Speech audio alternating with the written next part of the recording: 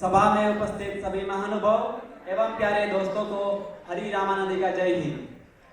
आज मेरा विषय है भारत के स्वतंत्रता सेनानी के योगदान। इंसान नहीं फरिश्ते थे वो जो इस देश के लिए जिए। लोग तो दिवाली के दिन करते हैं अपने घर को रोशन जनाब, ये वो महावीर है जिसने इस हिंद को आजाद किया। जी हाँ, अगर मैं आज फ्रीडम फाइटर्स के बारे में बताना चाहूंगा तब मेरी जहन में सिर्फ 50 या 100 चेहरे या फिर नाम नहीं आते। मेरी जहन में वो सब महावीर आते हैं कि जिन्होंने ये आज़ादी नाम का समंदर बनाने के लिए अपनी खुद की रक्त की नदियां बहाई है। किस किस की बात करूं मैं? 1857 में मंगल पांडे और रानी लक्ष्मीबाई ने अंग्रेज सरकार को ये चुनौती दी कि भारत कोई भूमि का टुकड़ा नहीं है, वो एक जीता जागता राष्ट्र पुरुष है। और गांधी जी और जवाहरलाल नेहरू जी ने हमें यह बताया कि अहिंसा का रास्ता कैसा है।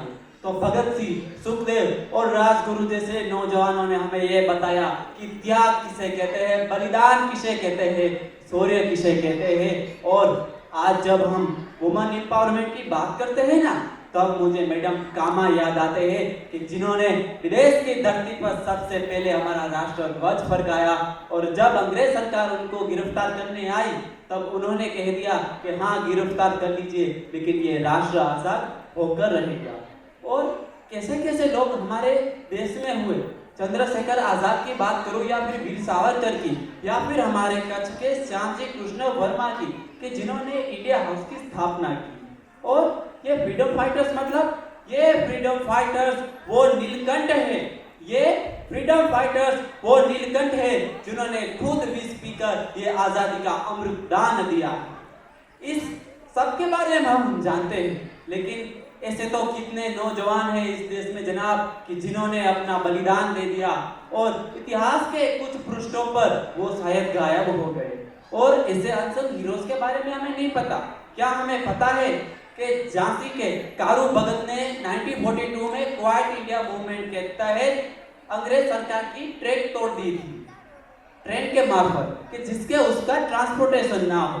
या फिर उत्तराखंड के संग्राम सिंह के जिन्होंने भारतीय सेना का अद्भुत नेतृत्व किया था। या फिर हमारे गुजरात के चतुर भाई पटेल के जिन्होंने बड़ौदा में क्रांति लाई।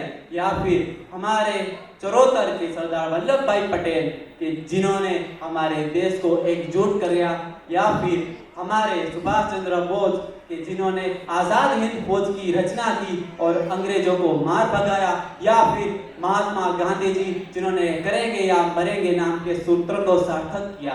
दोस्तों, आखिर में ये बताना चाहूंगा कि हमें ये आज़ादी मिली है तो हमारा काम ये नहीं कि हम आज़ाद भारत में रहे, सिर्फ हमारा काम ये है कि हम हमारे देश को आगे ले जाए। और उसके बारे में इन महावीरों के तरफ से मैं कहना चाहूंगा कि जन्म लिया इस माटी में मैं प्राण इसी में त्याग सकूं। जन्म लिया इस माटी में मैं प्राण इसी में त्याग सकूं। इस वक्त से भारत भूमि में जन्म दोबारा मांग सकूं।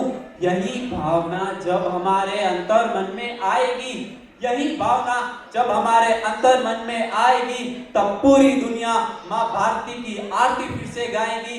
तब पूरी दुनिया माँ भारती की आरती फिर से गाएगी। जय हिंद, जय भारत, आजादी अमर रहो।